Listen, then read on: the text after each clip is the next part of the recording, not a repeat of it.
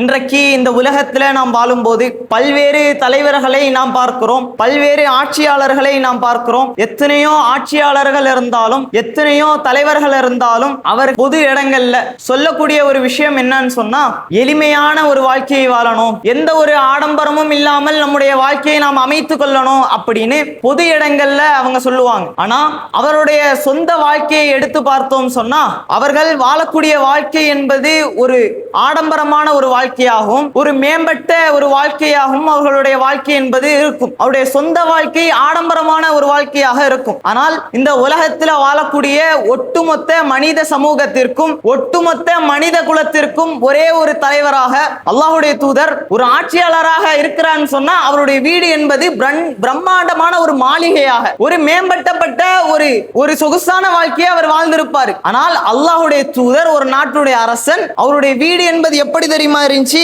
ஆயிஷா ரலியல்லாஹு அன்ஹா அவர்கள் அறிவிக்கிறாங்க, ஆயிஷா ரலி என்ன செய்வாங்க? உறங்கி கொண்டிருப்பாங்க. அப்ப அல்லாஹ்வுடைய தூதர் தொழுது கொண்டிருப்பாங்க. அப்படி தொழுகும் போது அல்லாஹ்வுடைய தூதர் சஜிதாவிற்கு செல்லும் போது அல்லாஹ்வுடைய தூதர் என்ன செய்வாங்க? அவருடைய விரல்களால ஆயிஷா ரலியல்லாஹு அன்ஹா அவருடைய கால்ல குத்துவாங்க. அப்படி குத்தும் போது ஆயிஷா ரலி என்ன செய்வாங்க?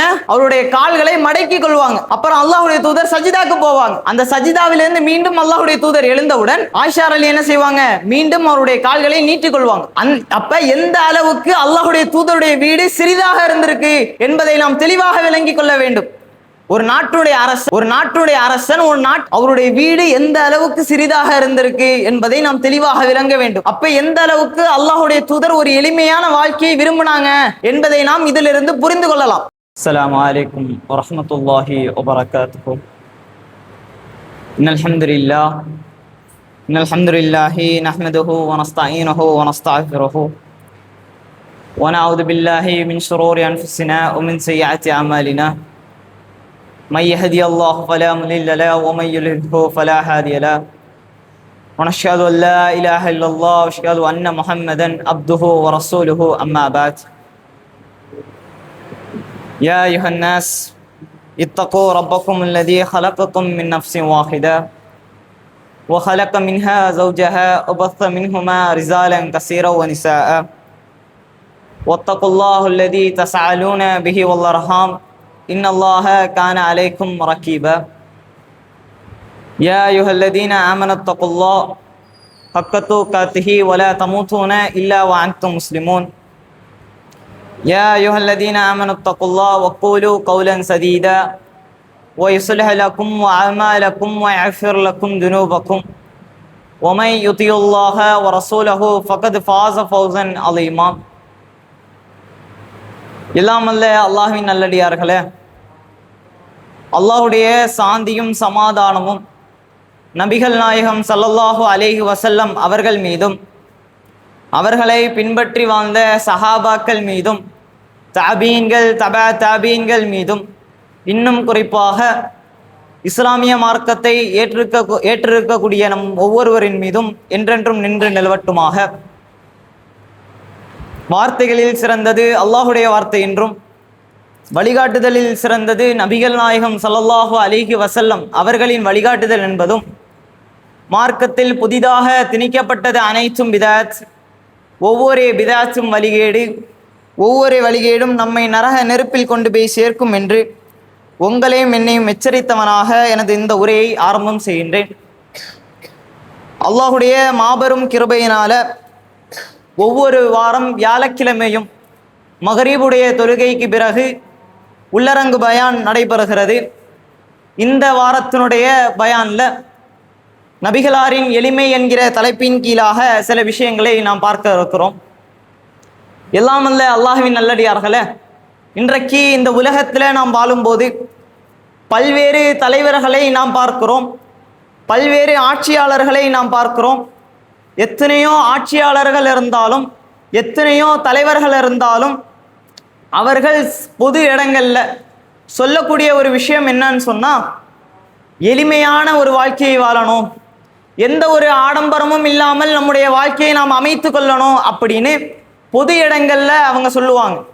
ஆனா அவருடைய சொந்த வாழ்க்கையை எடுத்து பார்த்தோம் சொன்னா, அவர்கள் வாழக்கூடிய வாழ்க்கை என்பது ஒரு ஆடம்பரமான ஒரு வாழ்க்கையாகவும் ஒரு மேம்பட்ட ஒரு வாழ்க்கையாகவும் அவர்களுடைய வாழ்க்கை என்பது இருக்கும். பொது இடங்கள்ல சொல்லும் போது ஆடம்பரம் இல்லாமல் வாழணும் அப்படின்னு சொல்லுவாங்க. அவருடைய சொந்த வாழ்க்கை ஆடம்பரமான ஒரு வாழ்க்கையாக இருக்கும். ஆனால் இந்த உலகத்தில் வாழக்கூடிய ஒட்டுமொத்த மனித சமூகத்திற்கும் ஒட்டுமொத்த மனித குலத்திற்கும் ஒரே ஒரு தலைவராக, ஆட்சியிலே சிறந்த ஆட்சியாக அல்லாஹுடைய தூதருடைய ஆட்சி என்பது ஒரு சிறந்த ஆட்சி. அல்லாஹுடைய தூதர் மக்காவில பிறந்து அவர்களுடைய சிறிய வயதுல என்ன செய்யறாங்க, அவருடைய பெற்றோர்களை இழந்து அனாதையாக இருக்கிறாங்க. அவருடைய சிறிய தந்தை அபுதாலிப் அவருடைய அரவணைப்புல அல்லாஹுடைய தூதர் வளர்றாங்க. அப்படி வளரும் போது வியாபாரத்துல ஒரு சிறந்த மனிதராக அல்லாஹுடைய தூதர் என்ன செய்யறாங்க, வியாபாரத்தை கை தேர்ந்தவராக அல்லாஹுடைய தூதர் ஆகுறாங்க. அப்படி ஆகிவிட்டு அதே மக்காவில ஒரு செல்வ சீமாட்டியான கதீஜா ரலியல்லாஹு அன்ஹு அவர்களை என்ன செய்யறாங்க, அல்லாஹுடைய தூதர் மனம் முடிக்கிறாங்க, திருமணம் செய்யறாங்க. அப்படி திருமணம் செய்துவிட்டு அல்லாஹுடைய தூதர் அந்த மக்காவுல அவருடைய நாட்டில் என்ன செய்யறாங்க, ஒரு மிக பெரிய ஒரு செல்வந்தர்களில் ஒருவராக அல்லாஹுடைய தூதர் இருக்கிறாங்க. அப்படி இருக்கும்போது அல்லாஹுடைய தூதர் நபிகள் நாயகம் ஸல்லல்லாஹு அலைஹி வஸல்லம் அவர்கள் இந்த சத்திய மார்க்கத்தை பிறருக்கு எடுத்து சொல்வதன் காரணமாக அல்லாஹுடைய தூதர் என்ன செய்யறாங்க, மக்காவிலிருந்து விரட்டி அடிக்கிறாங்க. குறைஷிகள் என்ன செய்யறாங்க, அல்லாஹுடைய தூதரை விரட்டி அடிக்கிறாங்க. அப்படி விரட்டி அடிக்கப்பட்ட அல்லாஹுடைய தூதர் மதீனாவுடைய நகரத்திற்கு செல்றாங்க. அப்படி போன அல்லாஹுடைய தூதர் என்ன, அல்லாஹுடைய தூதர் ஒரு சிறந்த ஆட்சியை அமைக்கிறாங்க. ஒரு நாட்டை நாம் மேம்படுத்த வேண்டும் என்று சொன்னால், ஒரு ஆட்சியை நல்ல முறையில் நாம் அமைக்க வேண்டும் என்று சொன்னால் சில விஷயங்கள் அந்த நாட்டிற்கு தேவைப்படும். என்ன அது? இராணுவ தளமாக இருக்கட்டும், நீதிமன்றம், நீதி கொடுக்கக்கூடிய நீதிமன்றமாக இருக்கட்டும், அகதிகள் முகாமாக இருக்கட்டும், இஸ்லாத்தை வளர்ப்பதற்காக தொழுகை நடத்தக்கூடிய பள்ளிவாசலாக இருக்கட்டும், இப்படி பல்வேறு விஷயங்களை நாம் அமைக்க வேண்டும். ஒரு நாட்டை முன்னேற்ற வேண்டும் என்று சொன்னால் இப்படி பல்வேறு விஷயங்கள் நமக்கு தேவைப்படும். இதை அமைக்கணும்னு சொன்னா அதற்கு இடம், நிலப்பரப்பு என்பது ஒரு முக்கியமான ஒரு விஷயமாக இருக்கிறது. அப்ப அதை வாங்கணும்னு சொன்னா அதற்காக வேண்டி அல்லாஹுடைய தூதர் அவருடைய சொந்த செலவுல அவருடைய வருமானத்துல என்ன செய்யறாங்க, அல்லாஹுடைய தூதர் இது அனைத்தையும் என்ன செய்யறாங்க, வாங்குறாங்க. அப்ப எந்த அளவுக்கு அல்லாஹுடைய தூதர் ஒரு செல்வந்தராக இருந்திருக்கிறாங்க என்பதை நாம் தெளிவாக விளங்கி கொள்ள வேண்டும். ஒரு நாட்டை ஆட்சியாளக்கூடிய ஒரு மனிதர், ஒரு நாட்டினுடைய அரசன், அவருடைய வீடு என்பது எப்படி இருக்கணும்? இன்றைக்கு இந்த உலகத்துல பார்த்தோம் சொன்னா ஒரு ஆட்சியாளராக இருக்கிறான்னு சொன்னா அவருடைய வீடு என்பது பிரம்மாண்டமான ஒரு மாளிகையாக, ஒரு மேம்பட்டப்பட்ட ஒரு சொகுசான வாழ்க்கையை அவர் வாழ்ந்திருப்பார். ஆனால் அல்லாஹுடைய தூதர் ஒரு நாட்டுடைய அரசன், அவருடைய வீடு என்பது எப்படி தெரியுமா இருந்துச்சு? ஆயிஷா ரலியல்லாஹு அன்ஹா அவர்கள் அறிவிக்கிறாங்க, இது புகாரில 382வது ஹதீஸாக இது இடம்பெறுகிறது. ஆயிஷா அலி என்ன செய்வாங்க, உறங்கி கொண்டிருப்பாங்க. அப்ப அல்லாஹுடைய தூதர் தொழுது கொண்டிருப்பாங்க. அப்படி தொழுகும் போது அல்லாஹுடைய தூதர் சஜிதாவிற்கு செல்லும் போது அல்லாஹுடைய தூதர் என்ன செய்வாங்க, அவருடைய விரல்களால ஆயிஷா ரலியல்லாஹு அன்ஹா அவருடைய காலில் குத்துவாங்க. அப்படி குத்தும் போது ஆயிஷா அலி என்ன செய்வாங்க, அவருடைய கால்களை மடக்கி கொள்வாங்க. அப்புறம் அல்லாஹுடைய தூதர் சஜிதாக்கு போவாங்க. அந்த சஜிதாவிலிருந்து மீண்டும் அல்லாஹுடைய தூதர் எழுந்தவுடன் ஆயிஷா அலி என்ன செய்வாங்க, மீண்டும் அவருடைய கால்களை நீட்டிக் கொள்வாங்க. அப்ப எந்த அளவுக்கு அல்லாஹுடைய தூதருடைய வீடு சிறிதாக இருந்திருக்கு என்பதை நாம் தெளிவாக விளங்கி கொள்ள வேண்டும். ஒரு நாட்டுடைய அரசன், ஒரு நாட்டை ஆட்சியாளக்கூடிய ஒரு மனிதர், அவருடைய வீடு எந்த அளவுக்கு சிறிதாக இருந்திருக்கு என்பதை நாம் தெளிவாக விளங்க வேண்டும். அப்ப எந்த அளவுக்கு அல்லாஹுடைய தூதர் ஒரு எளிமையான வாழ்க்கையை விரும்பினாங்க என்பதை நாம் இதிலிருந்து புரிந்து கொள்ளலாம். அதே போன்று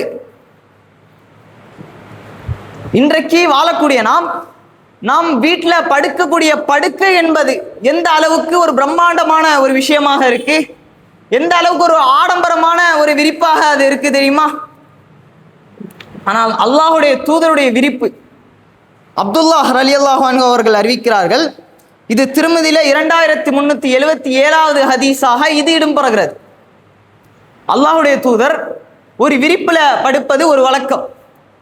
நம்ம வீடுகளில் பாயின்னு ஒன்று இருக்கும். அதுல ஒரு அரை மணி நேரம் நம்ம படுத்தோம் சொன்னா அந்த பாயில வரி வரியா அச்சு இருக்குன்னு தெரியுமா, அதனுடைய அச்சு நம்முடைய முதுகு மேல பதிஞ்சிரும். அப்படி ஒரு பாயில அல்லாஹ்வுடைய தூதர் என்ன செய்யறாங்க, படுக்கிறாங்க. அப்படி படுத்து எந்திரிக்கும் போது அதை என்ன பண்றாங்க, சஹாபாக்கள் அல்லாஹ்வுடைய தூதரை பார்க்கிறாங்க.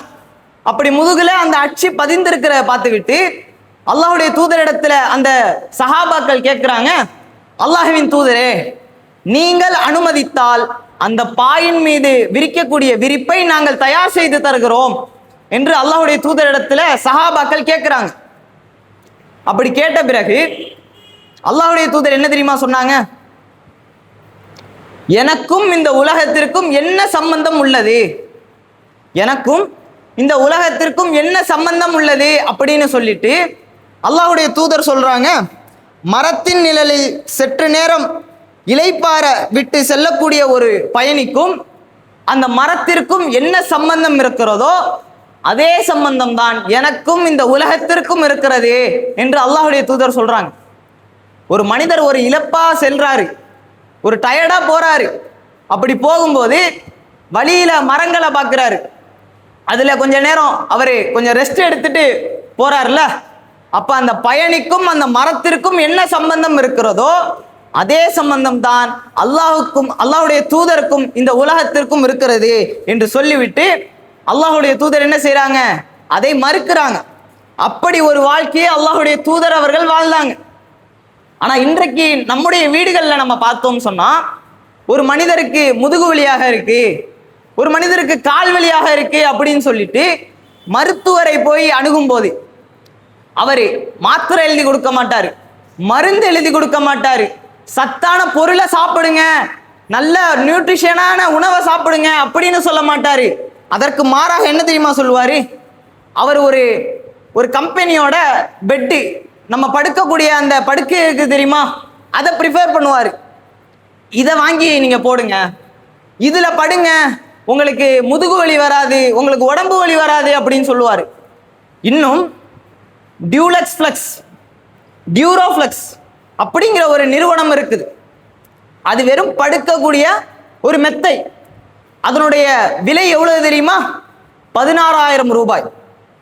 இப்படி முதுகு வலி வரக்கூடாது அப்படிங்கிறதுக்காண்டி அவர் என்ன செய்வாரு, இதை வாங்கி அவர் படுப்பார். இப்படி நம்முடைய வாழ்க்கையை இன்றைக்கு சுகமாக ஆடம்பரமாக வாழக்கூடிய நாம் அல்லாஹ்வுடைய தூதர் எப்படி வாழ்ந்திருக்கிறாங்க, ஒரு பாயில படுத்து அந்த பாயுடைய அச்சு அவருடைய முதுகுல பதிந்திருக்கு. இப்ப எந்த அளவுக்கு அல்லாஹ்வுடைய தூதர் ஒரு எளிமையான வாழ்க்கையை அவர்கள் கடைபிடித்தார்கள் அப்படிங்கிறத நாம் தெளிவாக புரிந்து கொள்ள வேண்டும். அதே போன்று உர்வார் ரலியல்லாஹு அன்ஹு அவருக்கு அறிவிக்கிறாங்க, புகாரில 2567வது ஹதீஸாக இது இடம்பெறுகிறது. உர்வார் ரலியல்லாஹு என்ன சொல்றாங்க, ஆயிஷா ரலியல்லாஹு இடத்துல அவருடைய சிறிய தாயார் இடத்துல கேட்கும்போது ஆயிஷா ரலி என்ன தெரியுமா சொல்றாங்க, அல்லாஹ்வுடைய தூதர் நபிகள் நாயகம் ஸல்லல்லாஹு அலைஹி வஸல்லம் அவருடைய வீட்டுல, ஒரு அரசருடைய ஆட்சி செய்யக்கூடிய ஒரு மனிதருடைய வீட்டுல 3 மாதங்களுக்கு என்ன செய்யாது, அடுப்பு கூட எரியாது அப்படின்னு என்ன ஆயிஷா ரலியல்லாஹு அன்ஹா சொல்றாங்க.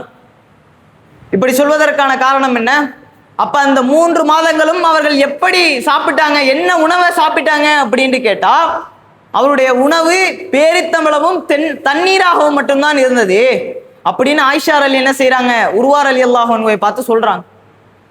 சில நேரங்கள்ல அவருடைய பக்கத்து வீட்டில் இருக்கக்கூடிய தோழர்கள் கறந்த பாலை அவர்களுக்கு அன்பளிப்பாக தருவாங்க. இதை உண்டுவிட்டு தான் அல்லாஹ்வுடைய தூதரும் ஆயிஷா ரலியல்லாஹு அன்ஹுவும் உயிர் வாழ்ந்திருக்கிறாங்க. அப்ப ஒரு நாட்டுடைய அரசர் எந்த அளவுக்கு அவர்கள் அவருடைய வாழ்க்கையை எளிமையான முறையில நடத்தி இருக்கிறாங்க தெரியுமா. இப்ப எந்த அளவுக்கு எளிமையான ஒரு வாழ்க்கையை வாழ்ந்திருக்கிறாங்க. ஒரு நாட்டுடைய அரசர், ஒரு நாட்டை ஆட்சியாளக்கூடிய ஒரு மனிதர், அவர் நினைத்திருந்தால் பிரம்மாண்டமான மாளிகையில வாழ்ந்திருக்கலாம், விலை உயர்ந்த படுக்கையில படுத்திருக்கலாம், மிகச்சிறந்த உணவை அவர்கள் சாப்பிட இருக்கலாம். ஆனால் இந்த சத்திய மார்க்கத்திற்காக வேண்டி, இந்த இஸ்லாமிய மார்க்கத்தை பிறரிடத்துல நான் சொல்லணும் அப்படிங்கிறதுக்காக வேண்டி அவருடைய செல்வங்களை அவர்கள் மறைத்து கொண்டு தியாகம் செய்துவிட்டு இந்த மார்க்கத்திற்காக வேண்டி மார்க்கத்திற்காக வேண்டி அவருடைய வாழ்க்கையை அர்ப்பணித்திருக்கிறார்கள். அப்படி ஒரு தலைவரை இன்றைக்கு நாம் பார்க்க முடியுமா? இந்த உலகம் தோன்றதிலிருந்து இந்த உலகம் அழியும் வரை அல்லாஹ்வின் தூதரை போன்று ஒரு தலைவரை நாம் ஒருபோதும் பார்க்க முடியாது. அப்படி ஒரு வாழ்க்கையை அல்லாஹ்வுடைய தூதர் வாழ்ந்திருக்கிறாங்க. அதே போன்று இன்றைக்கு நாம் ஒரு தலைவரை, ஒரு ஆட்சியாளரை நாம் பார்க்கணும். ஒரு எம்பி, ஒரு எம்எல்ஏ, இப்படி ஒரு ஆட்சியில் இருக்கக்கூடியவர், இப்படி ஒரு ஆட்சியில் இருக்கக்கூடியவரை நம்ம போய் பார்க்கணும்னு சொன்னா பல நாட்களாகவும் பல ஆண்டுகளாகவும் பல மாதங்களாகவும் ஆகும். ஆனால் அல்லாஹ்வுடைய தூதர் ஒரு ஆட்சியாளராக இருக்கும்போது அவர்களை பார்ப்பது மிக சுலபம். எப்படி? இப்னு மாஜாவில் 3312வது ஹதீஸாக இது இடம்பெறுகிறது. அல்லாஹ்வுடைய தூதரிடத்துல ஒரு நபர் வராரு. அப்படி வந்து ஒரு நாட்டினுடைய அரசரிடத்துல நாம் செல்லும் போது, பொதுவாக அந்த காலத்துல ஒரு நாட்டினுடைய அரசரிடத்துல நாம் செல்லும் போது கூறி குணுகி ஒரு அரசரிடத்துல எப்படி நிற்கணுமோ அப்படி அவர்கள் நின்றார்கள். ஒரு பயத்தோடு அவர்கள் நின்றார்கள். அப்ப அல்லாஹ்வுடைய தூதர் என்ன தெரியுமா சொன்னாங்க? சாதாரணமாக இருப்பீராக, சாதாரணமாக இருப்பீராக. உலர்ந்த இறைச்சி சாப்பிட்டு வந்த குறைஷி குலத்து பெண்ணுடைய மகன் தான் நான் அப்படின்னு சொல்லி அவர் என்ன செய்யறாங்க? அல்லாஹ்வுடைய தூதர் சகஜமாக ஆக்குறாங்க. அல்லாஹ்வுடைய இன்றைக்கு வாழக்கூடிய ஆட்சியாளர்கள் அவருடைய முன்னாடி நம்ம போய் நின்றாலும் சரி, அவருடைய இடத்துல பயந்து அவருடைய முன்னாடி நிற்கணும். அந்த காலத்திலையும் சரி, ஆட்சியாளருடைய முன்னாடி போய் நிற்கும் போது பயந்து தான் நிற்கணும் அப்படின்னு நம்ம எல்லா கதைகளிலும் எல்லா விஷயத்திலும் நம்ம கேள்விப்பட்டிருப்போம். ஆனா அல்லாஹ்வுடைய நாடு, அல்லாஹ்வுடைய தூதருடைய நாட்டில் நாம் நிற்கும் போது, அல்லாஹ்வுடைய தூதருடைய இடத்துல நாம் நிற்கும் போது எந்த ஒரு பயமும் இல்லாமல் நாம் நிற்க வேண்டும். எந்த ஒரு பயமும் இல்லாமல் நீங்க நில்லுங்க அப்படின்னு அல்லாஹ்வுடைய தூதர் என்ன செஞ்சாங்க? அப்படி அவருடைய மக்களை ஆண்டாங்க. அவர்கள் ஆட்சி செய்யக்கூடிய அந்த காலம் ஒரு பொன்காலம். இன்றைய சவுதி அரேபியா என்கிற ஒரு பிரம்மாண்டமான ஒரு நாட்டை அல்லாஹ்வுடைய தூதர் 1400 ஆண்டுகளுக்கு முன்பாகவே மிகச் சிறந்த முறையில அல்லாஹ்வுடைய தூதர் ஆட்சி ஆண்டிருக்காங்க. அப்படி ஒரு ஆட்சியை இன்றைக்கு நம்ம பார்க்க முடியாது. என்றைக்கா இருந்தாலும் சரி, அப்படி ஒரு ஆட்சியை நாம் பார்க்க முடியாது. அவர்கள் அந்த மக்களை ஆட்சி செய்த ஆட்சியாக இருக்கட்டும், அவர்கள் அந்த நபர்களை எப்படி வழிநடத்தி சென்றார்களோ, ஒரு சிறந்த பாதையில வழிநடத்தி சென்றார்களோ, அதே போன்று இன்றைக்கு ஒரு ஆட்சியாளரை நாம் பார்க்கவே முடியாது. வருகின்ற காலத்துல நாம் ஒரு பதவியை ஏற்றோம் என்று சொன்னால், நாம் ஒரு மக்களை நாம் வழிநடத்தி சென்றோம் என்று சொன்னால், அவர்களை நல்ல பாதையிலேயும் சிறந்த பாதையில வழிநடத்தி செல்லக்கூடிய மக்களாக நாம் உருவாக வேண்டும். அப்படி ஒரு வாழ்க்கையை நமக்கு வல்ல ரஹ்மான் நம் அனைவருக்கும் ஆக்கி தந்தலில் புரிவானாக என்று சொல்லி, இந்த இம்மையிலையும் நாளை மறுமையிலும் வெற்றி பெறக்கூடிய மக்களாக, நாளை வெற்றி பெறக்கூடிய மக்களாக வல்ல ரஹ்மான் நம் அனைவரையும் ஆக்கி அருள் புரிவானாக என்று சொல்லி என்னுடைய உரையை நிறைவு செய்கிறேன். வாஹிர தவானா அல்ஹம்துலில்லாஹி ரப்பில் ஆலமீன். அஸ்ஸலாமு அலைக்கும் வரஹ்மத்துல்லாஹி வபரகாத்துஹு.